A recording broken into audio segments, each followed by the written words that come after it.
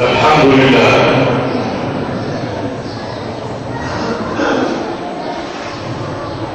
الحمد لله الذي بذكره تطمئن الأرواح والقلوب سبحانه وتعالى. أمطر عباده بشهادة رحمته فهو غفار للذنوب، وكساهم بجلاليه خفي ستره فهو ستار للعيوب سبحانه. يرى ويسمع دبيب النملة السوداء في الليلة الظلماء فوق الصخرة الصماء، إذ لا يخفى على الله شيء في الأرض ولا في السماء فهو علام الغيوب.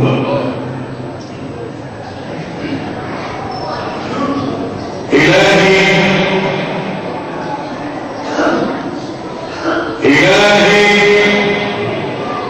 يا من يرى مدى البعوض جناحها في ظلمة الليل البهيم الأليل، ويرى خير الدم في أعضائها وقويها وضعيفها والمبتلي، ويرى نياط عروقها في نحرها والمخ في تلك العظام المحلي، ويرى ويسمع صوتها من غيرها في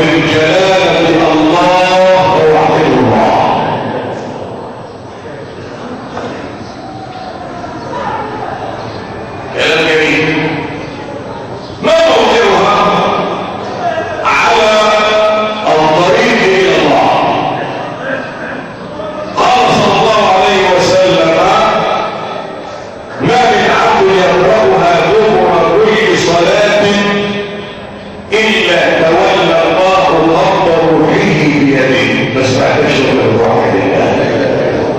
يا سلام. يعني في ناس توفاهم الرسل، توفاتهم رسلنا وهم لا يفرقون، وفي ناس يتوفاها ملك الموت ويتوفاهم ملك الموت، وفي ناس الله يتوفى الأنفس حين موتها. لمن بدأ على آية الكرسي في كل صلاة، بعد كل صلاة تولى الله الأمر روحي بيده. ليه؟ لأن فيها الاسم الأعظم، فإن فيها الاسم الأعظم. سؤال حديث الآخر ساقه الطبراني قال: ومن قرأ آية الكرسي دبر كل صلاة ما حال بينه وبين دخول الجنة إلا خروج روحه. خروج روحه. يا سلام يا سلام يا سلام. يعني أسماء 18 اسما من الأسماء فيها بين أسماء الجلال وبين أسماء الجمال. يعني إيه أسماء الجلال وأسماء الجلال؟ يعني الله له 99 اسما، وقد قال: ولله الأسماء الحسنى فادعوه بها. لو نظرت إليها، قال الإمام الغزالي، فهي 33 بمعنى الجبروت والجلال، و66 بمعنى اللطف والرزق والجمال. فوحدوا الله رب العالمين. كلام بدأ الله الذي فسره علماء العقيدة بأن معنى هذه الكلمة علم على الذات العلية الواجبة الوجود المنزه عن كل نقص الموصوف بكل كمال. يعني هذا ميكروفون، هذا بشر، هذا ثوب، هذا عمود.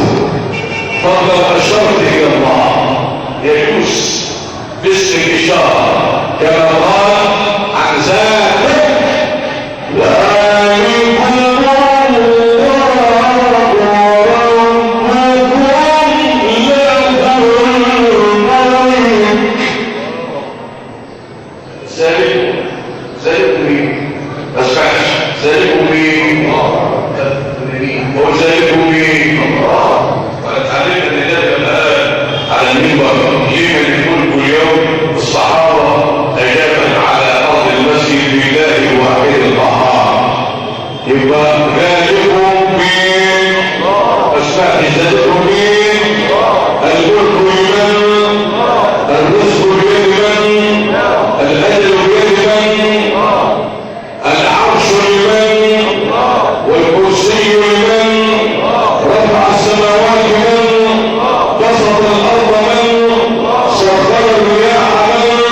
سخر البحار من، أجرى الشمس من، قدر القمر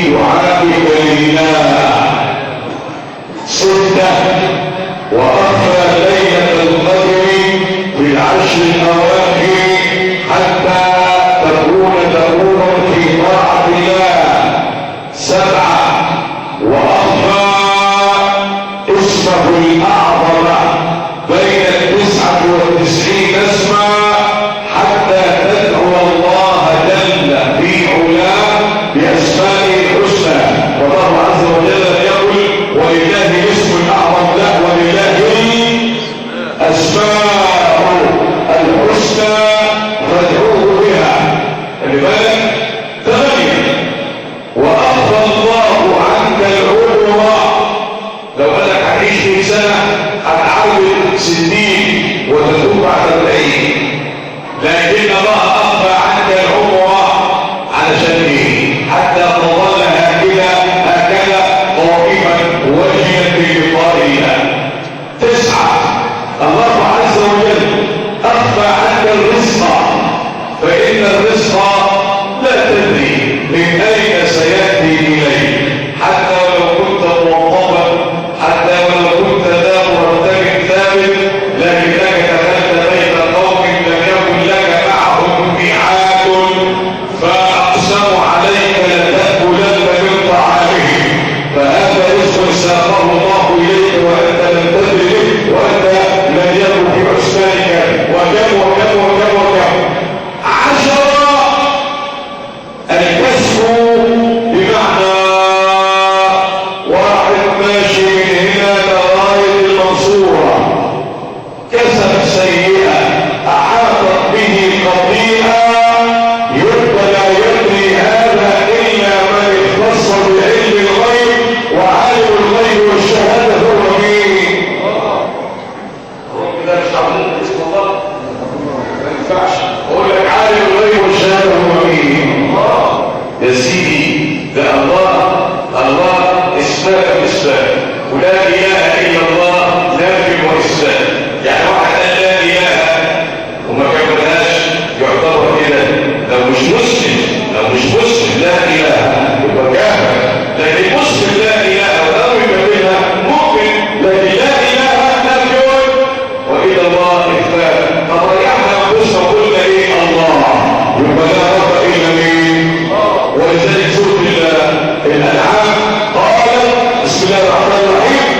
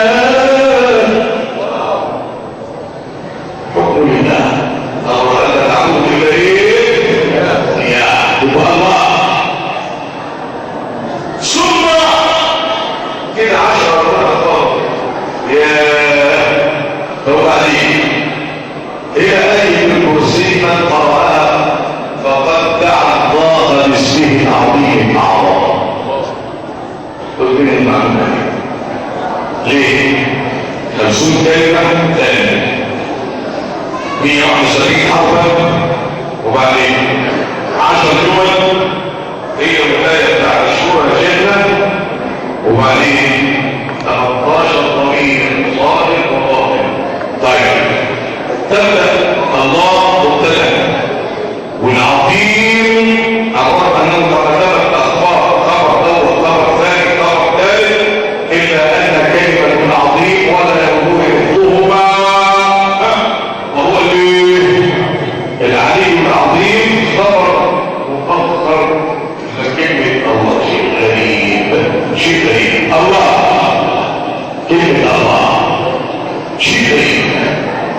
لو أنك أردت أن تدعو الله على جبار فتقول يا جبار انصر هذا الجبار، يا متكبر يا الله اقسم هذا الظالم،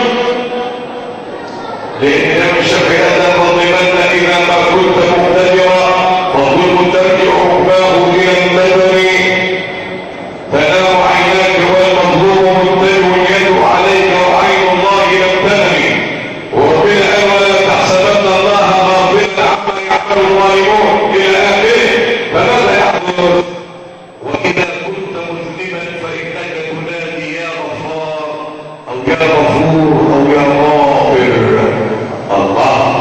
وإذا كنت سقيما جعان أو ظامئا عطشان فإنك تنادي بالكريم يا أيها الإنسان ما غرك بربك الكريم. طيب أنت لو عاوز من ربنا هذه الطلبات كلها، يعني محتاج المغفرة، محتاج النصرة، محتاج الغذاء، محتاج الدواء، محتاج الشراب، تستغني عن دعاء هذه الأسماء وتدعو اسما واحدا جامعا لكل صفات الجلال والجمال، وتكتفي وتقول يا الله. تقول ايه؟ موجود على ذكر الله. إذا نودي للصلاة من يوم الجمعة فاسعوا إليه، وأنا بقول نادي ورايا يا الله يا الله يا الله يا الله. جميل جميل جميل جميل. يا الله يا الله يا الله. قال الإمام محمد ابن علي ابن الإمام الحسين قال جدي علي بن أبي طالب قال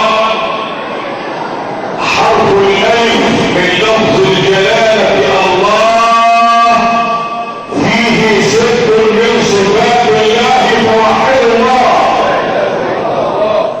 أنا بتكلم عن حرف واحد بس. لفظ الجلالة الله فيه ست من صفات الله.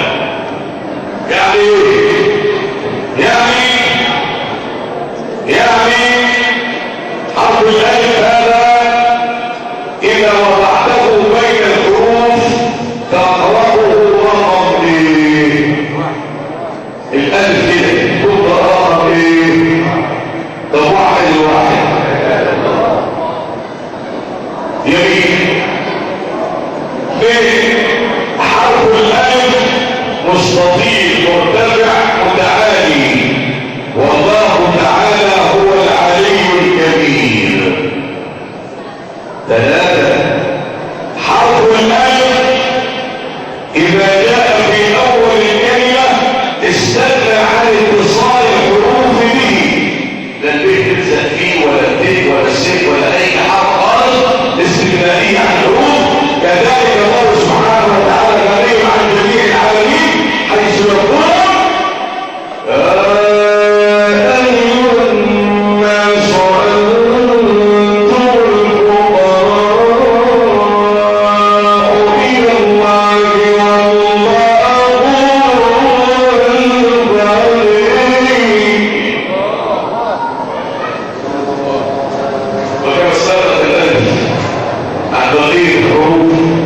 الله تعالى غني عن جميع العالمين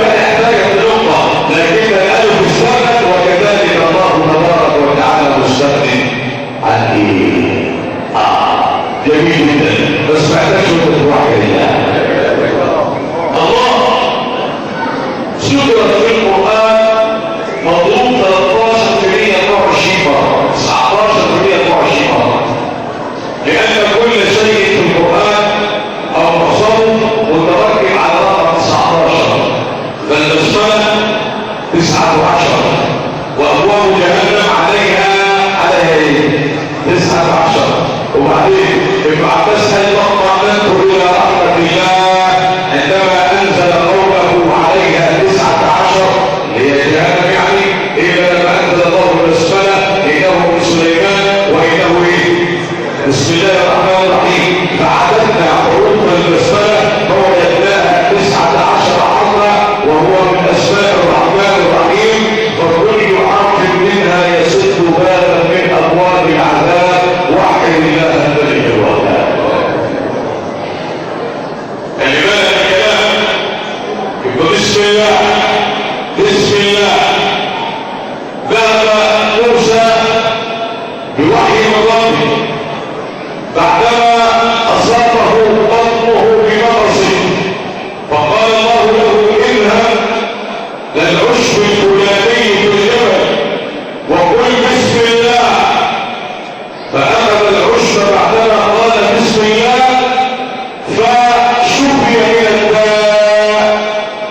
فلما تكرر عليه الداء لم يرجع إلى ربه وأنه شد معايا، وذهب إلى الجبل فأتى بالعشب وملاه وشربه فما شفي بطنه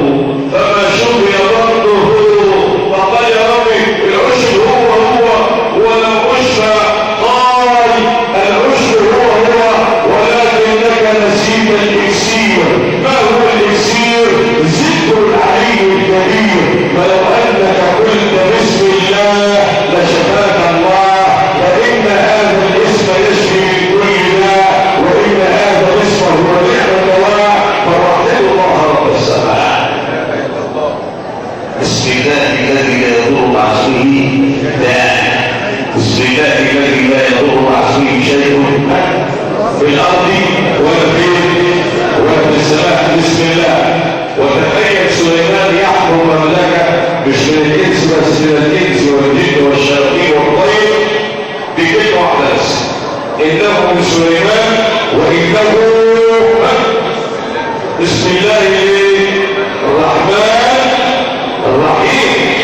قالت عائشة سمعت رسول الله يقول بين البسملة اللي فيها الله الرحمن الرحيم البلد وبين الاسم الأعظم كما بين سواد العين وبياضها،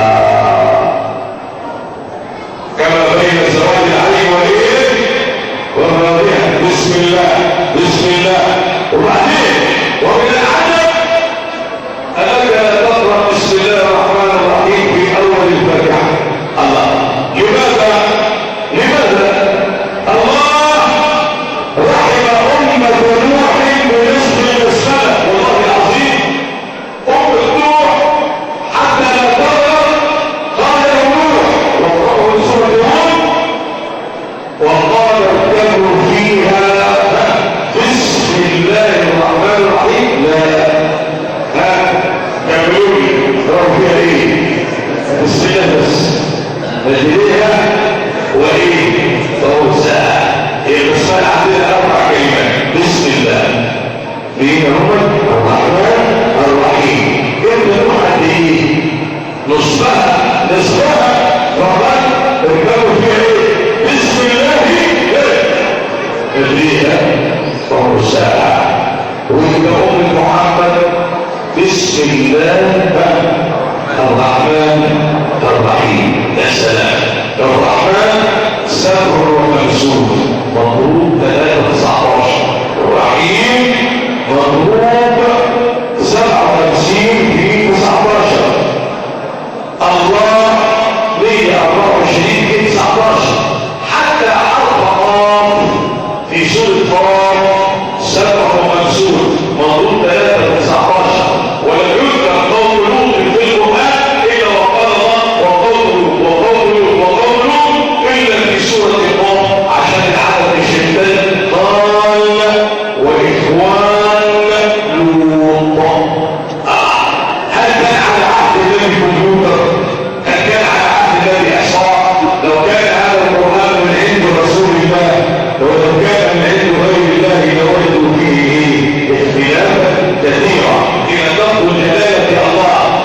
الاسم الجامع للحقائق والرقائق والدقائق هو الباب والجامع لأسماء الله قاطبة. قال الإمام القشيري قال أيضا إن السري السقطي كان يذهب قبل صلاة الفجر بساعتين، فلما ذهب في الطريق وجد شابا ملقا على الأرض وفمه طافح بالخمر سكران لا يزيد إلا على كلمة الله الله الله الله، وقول الله على إيه؟ على الكاس اللي شربها عند الخمار، الله الله الله. ففكر السري أن هذا الشاب اصطلب بأنوار الجلال وسمات الجمال وجبروت الجمال، وانحنى عليه فوجد ريح الخمر طافحة للفم، فقال أن يذكر اسم الواحد الطهار بلسان تنجس بالخمر، فجاء إلى الدلو الجردل وملأه ماء وجعل يغسل فمه حتى طهره تماما، والولد الشاب مرمور في سكرته حتى نظف فمه تماما، ثم ذهب وصلى صلاة الليل وصلى بالناس. ثاني يوم جاء إلى المسجد ليصلي الفجر، فالتفت ليسوي المأمومين استقيم رحمه الله، فوجد هذا الشاب بالصف الذي وراءه فتعجب ولم يستطع أن يتمهل في علم حاله، فحال عليه وقال له ما خطبك أيها الشاب؟ إيه حصل لك؟ فقال إن الذي غسلت فمي من أجله غسل قلبي وروحك من أجلك بحق بسم الله. لذلك الرجل قال ايه؟ ذكرتك يا الله، رد عليه يا الله، انزل يا الله، تبتلع عليه شيء يا الله يا الله. ذكرتك لا أنت نسيتك لمحة، وأيسر لك الذكر ذكر لساني، وجدت من وجهك أموت من الهوى، وهاب علي القلب بالفرقان، فلما أراني الوجه أنك حاضر لا تغيب وأنك موجود في كل مكان، فخاطبت معبودا بغير تكلم وشاهدت مشهودا بغير عياني. إذا الله علم الأعلام وأول الأوائل، قال رسول الله صلى الله عليه وسلم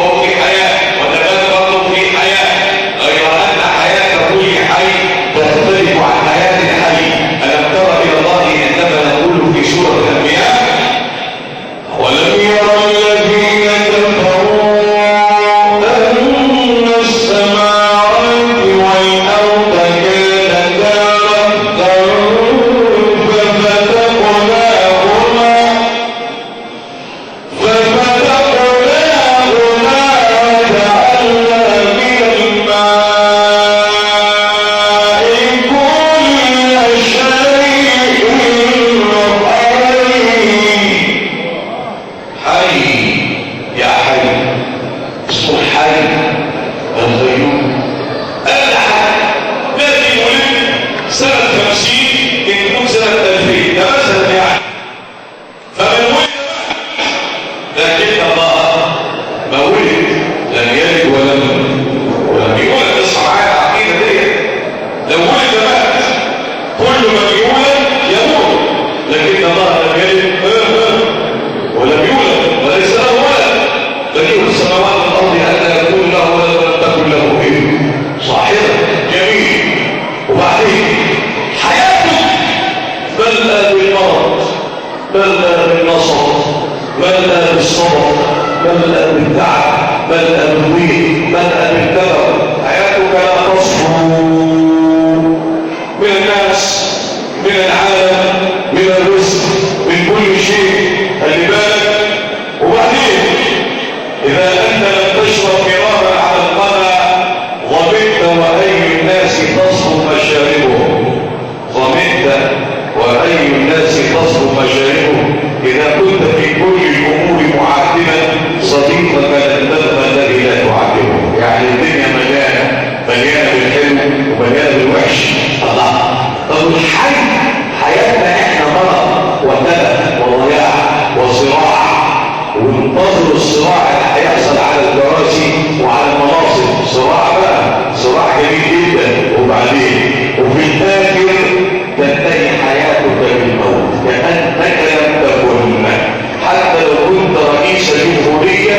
بالله العظيم كأنك لم تكن. وصدق الإمام الشافعي عندما قال لكم خلقت من التراب فصرت شخصا فصيحا في السؤال وفي الجواب، وعدت الى التراب فصرت منه فصرت فيه كأني ما طلعت من التراب. ينادى في صبيحة كل يوم لدون الكون ودون القرار. فهي ابتلاء وامتحان ليبلوكم ايكم احسن عملا. هو العلم المطلوب. ما تنساش نفسك. فان كنت تقوي فاصبر فان الله مع الصابرين، وان كنت تقوى عند فجد بما انعم الله عليك. لان الله تعالى يقول فاما الانسان اذا ما ابتلاه ربه فاكرمه ونعمه فيقول ربي اكرمن. واما اذا ما ابتلاه فقدر عليه رزقه